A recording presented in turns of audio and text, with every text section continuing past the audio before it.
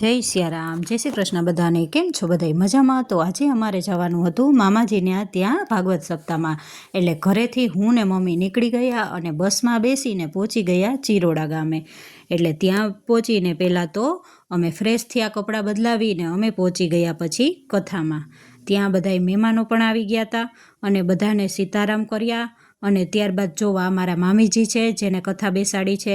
અને પછી જોવા બધાય મારા મામાજીને મામીજીની છે આરતીનો ટાઈમ થઈ ગયો હતો એટલે કુટુંબના બધાએ આરતી કરી અને પછી ભગવાનને આરતી આપીને મેં પણ પોથીના દર્શન કરીને પરિક્રમા કરીને પછી અમે કથા સાંભળવા બેસી ગયા. થોડી વાર કથા સાંભળી ત્યાં તો જાન આવવાનો ટાઈમ થઈ ગયો હતો ભગવાનની. એટલે અમે બધાય ત્યાં જાનમાં જોડાવા જાનિયા થવાના હતા એટલે અમે જાનમાં જોડાવા ત્યાં પહોંચી ગયા. જો આ ભગવાનની જાનની તૈયારી બધી થાય છે અને ડીજે પણ આવી ગયું હતું અને બધાય ખૂબ જ ખુશખુશાલ હતા. અને જો ઝાઝા બધા જાનિયા થઈ ગયા હતા અને બહુ જ મજા આવી હતી અમને બધાને.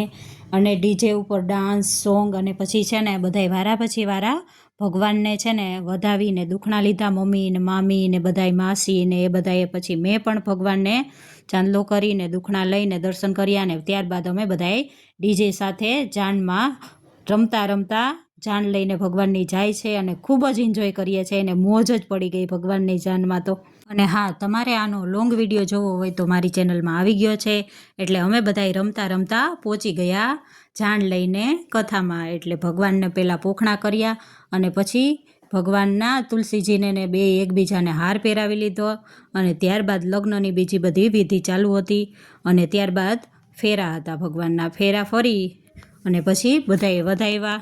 અને હા, તમને આ વિડીયો પસંદ આવ્યો હોય તો લાઇક શેર ને સબસ્ક્રાઈબ કરવાનું ન ભૂલતા. ભગવાનના લગ્ન છે એટલે એક લાઇક તો તમારે કરવી જ જોઈએ જોઈને. એટલે તમે લાઇક કરવાનું તો ન જ ભૂલતા. પછી બધાએ વધાવી લીધા એટલે મેં પણ ભગવાનને વધાવી લીધા.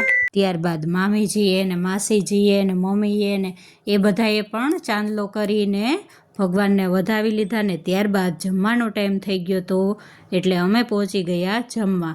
આ બધી વિધિ થઈ ગઈ હતી ત્યાં તો જમવાનો ટાઈમ થઈ ગયો તો. Bye bye. હવે મળીએ નેક્સ્ટ વિડીયોમાં.